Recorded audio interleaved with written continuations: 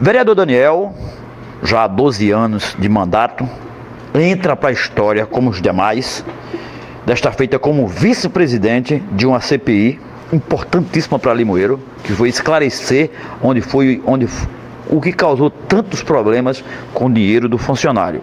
E ao final foi demonstrado pelo relatório, por sinal um relatório muito bem feito, ao meu ver, tudo o que aconteceu aqui, não tem como tirar ou botar nome de ninguém como se quiseram, porque foi o que verdadeiramente aconteceu, que está em áudio, vídeo e escrita, né? E falar para a gente, vereador Daniel, como se sente, mente tranquila, dever cumprido, TV Limoeiro. Quero cumprimentar você, Jair, a todos da TV Limoeiro, e dizer que me sinto muito feliz, não é, em ter participado da CPI do Limoprev, né, onde investiga e fez uma apuração, um levantamento de tudo que aconteceu ao longo desse tempo do Fundo de Previdência aqui em nossa cidade. E foi um trabalho sério, sempre lutei pela imparcialidade, conversei com os companheiros e todos aderiram, não é? O relatório mostra isso, quem tem culpa, quem foi colocado no relatório, e isso é uma prerrogativa do vereador, do Poder Legislativo, não é? Participar. Eu acredito que outras CPIs virão, não é? E isso ajuda muito a população, ajuda a cidade, porque na hora que você faz uma CPI, na hora que você procura fazer a CPI com seriedade, mostrando os fatos, os acontecimentos, até os gestores vão ter mais cuidado, mais zelo com o dinheiro público. Hoje tem acontecido o que aconteceu no nosso país, aí essa corrupção, esses desvios milionários, por conta disso, por falta de investigação, de acompanhamento, por falta de CPIs, por falta dos poderes, na verdade, cumprir com o seu papel, principalmente o legislativo. Se nós tivéssemos lá um Congresso trabalhando seriamente, fazendo o seu papel, sem troca de favores, sem privilégio, o nosso país hoje estaria outro, entendeu? Então eu prezo por isso, estou feliz. Agradeço aí a CPI pela imparcialidade, pelo trabalho sério, por ter nos ouvido, por ter nos respeitado, ter sido essa parceria, né, um ouvindo o outro. E aconteceu, e acredito que o funcionário vai sair ganhando, com certeza. E a partir de agora, o Fundo de Previdência ele vai ser olhado de uma maneira diferente, e todo gestor que assumir aquele Fundo de Previdência vai ter mais cuidado, os funcionários de lá, com o dinheiro do funcionário, para garantir a aposentadoria deles no futuro. Daniel, a gente observou que ao final todos, houve uma questão ali e outra aqui, mas que ao final foi, como eu disse, foi dito que o que aconteceu, não tem como negar, né? E vocês mostraram a lisura, o respeito pelo funcionário, pelo cidadão limoeirense. Eu dizia, seria interessante que as pessoas que têm tempo pudessem vir à Câmara para ver os trabalhos de vocês, para que não faça juízo de valores dos vereadores sem antes ver o trabalho que é feito, né? Às vezes as pessoas fazem o juízo de valor, mas não vêm ver de perto o que verdadeiramente acontece aqui dentro dessa casa, né? Quem verdadeiramente defende as pessoas. Outra coisa que foi falado foi na questão do aporte financeiro que o município fez para... falou-se em 3 milhões de alguma coisa no governo Thiago, e que agora a gestão atual diz que está fazendo. Ora, se era pedalada fiscal lá atrás, que por sinal, digamos, deixar bem claro, pedalada fiscal, ela é imoral, porém é legal, né? Está sendo feito agora. Se era errado no passado, automaticamente vice-versa.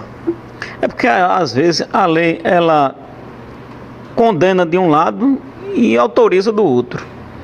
Eu acho que todo erro, o maior erro desses fundos de previdência era não permitir que o gestor atrasasse e parcelasse.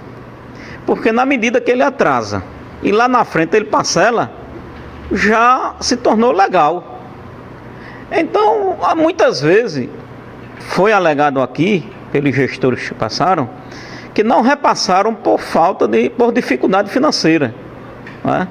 Não tiveram condições, às vezes descontava do funcionário, se preocupava mais de pagar em dia, tal, e aquele dinheiro saía tapando buracos, como na linguagem popular.